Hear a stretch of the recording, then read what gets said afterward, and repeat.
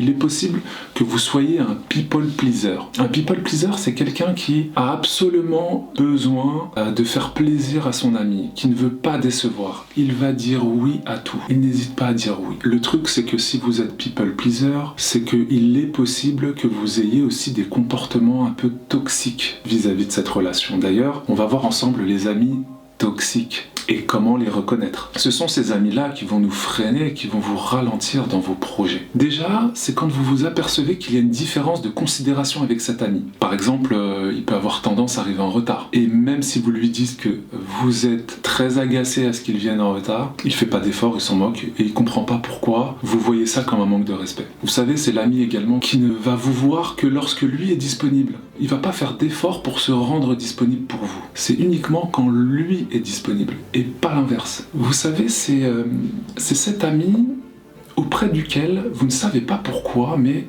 vous ne vous sentez pas vous-même. Vous n'arrivez pas à être vous-même. Vous ressentez une gêne, quelque chose qui cloche. Vous avez également l'ami possessif, qui ne comprend pas que vous n'avez pas que lui comme ami et qui vous reproche d'ailleurs en permanence plein de choses, notamment de liker des photos, des vidéos, de sortir, d'aller déjeuner avec d'autres amis sans l'avoir prévenu, que vous faites d'autres activités sans lui expliquer ou sans le prévenir. D'ailleurs, il veut tout savoir sur votre vie dans les moindres détails. Vous lui devez en permanence des comptes. Il n'a pas beaucoup de relations sociales aussi. Cet ami négatif, celui qui se plaint tout le temps, il déverse sa tristesse, sa frustration.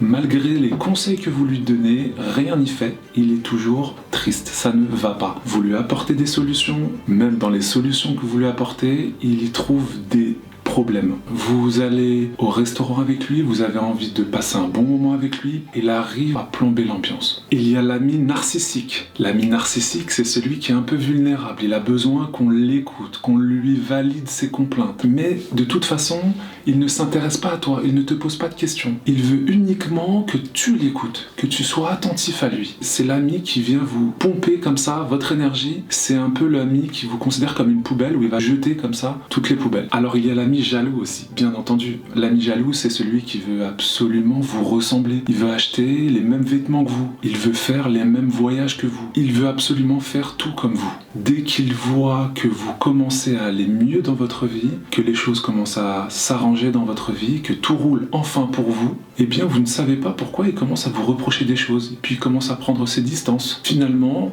rien ne lui faisait plus plaisir que de vous voir en difficulté. C'est l'ami qui ne vous félicite pas non plus.